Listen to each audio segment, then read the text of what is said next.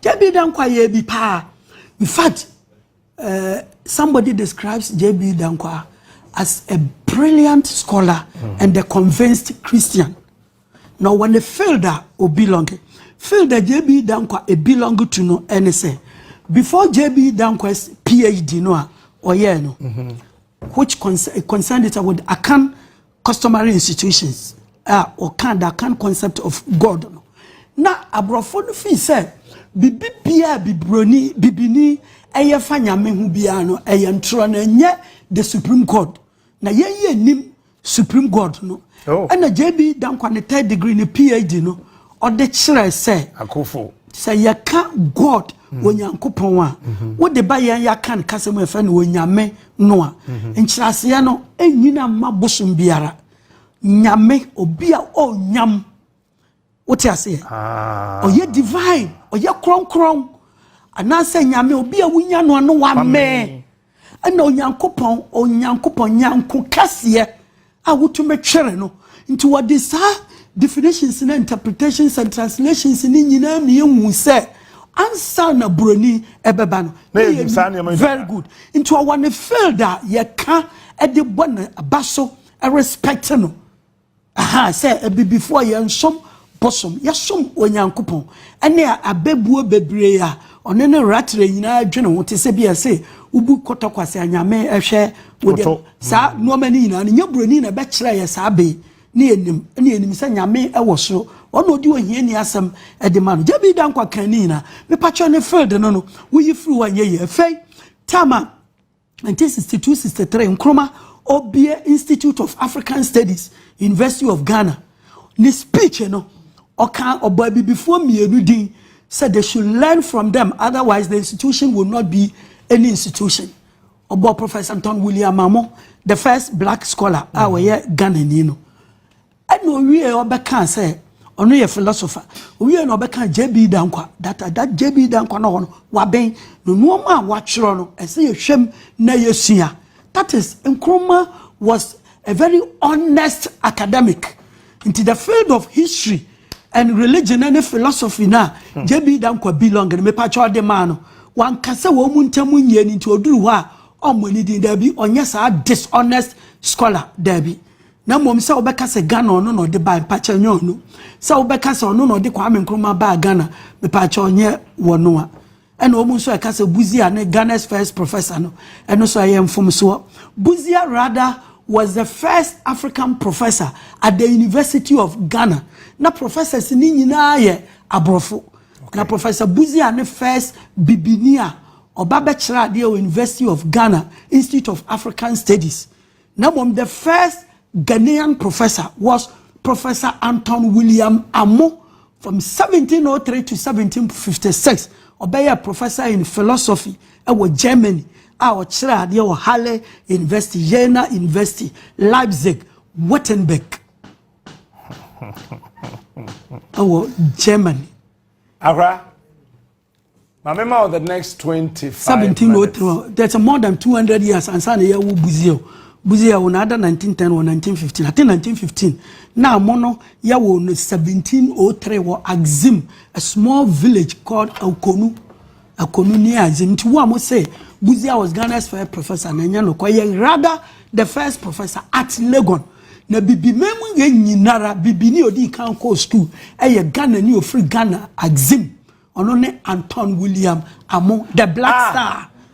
The Black Star no the Black Star na wo eyi ne mu flag ne mu on the buy wono na okasa no o man na eyi no the motus the Mirefi or can Latin say the rights of black people in Europe. That was his first dissertation. Okay. De jure. Latin. Latin. De jure mororum in Europa, something like that. Okay. The first dissertation because Oya black and the only black person at Wako school. No, Abrofuni yina ko meeting here so unsure something about black people, the rights of black people in Europe, because that time not all blacks any rights were considered animals.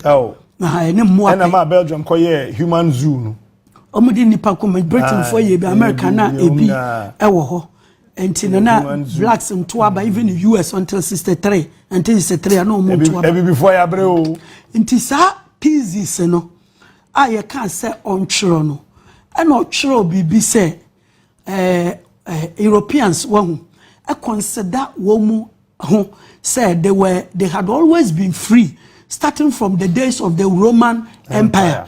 And to be part of the Roman Empire was to be a free person.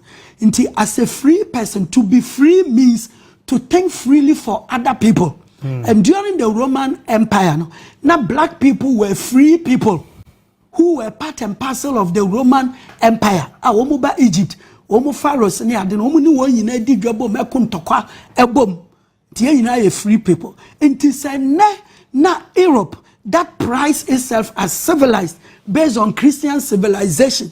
Now to me kokochi wu nipa oye tuntum no ye nipa ye born to say wa na wo ton no a then you have abused the concept of freedom. Okay.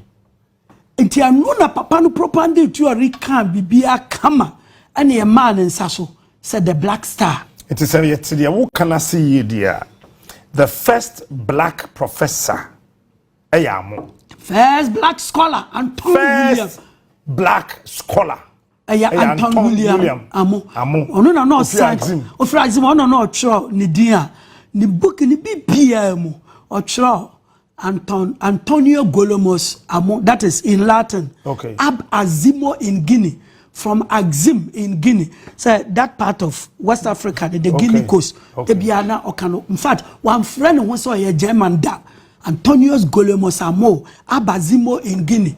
One friend who said, and Danquah, the first professor at the University of Ghana. Buzia. Na Danquah, the account concept of God. Okay. Clarify, say, Yenimiame and Sana Womuba. Into that Black Star, and a Marcus Garvey. Eko steady no who say, hey, into sa Mnonkofo we Jamaica.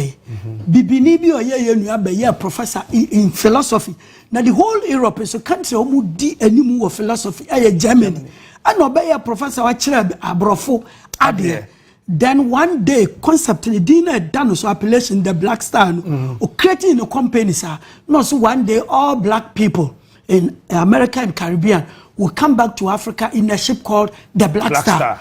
And on Kroman so US eko sunya Marcus Garvey na no nimisa sa amo can say ab azimo in Guinea no indeed oye Ghana until say because no fee say Tama German chancellor no Professor Ludwig already in a certain speech no or refer to Azimo no as being in Eastern Africa intina nkroma adwene ya ne say in Ethiopia and amu efi na tama 1945-46 oba Britain no called British Museum and already the full story of Amo and who is on me for every the same area no so adopted the Black Star now because he was highly detribalized in Titama Todoshia Oku or prepare the flag of Ghana.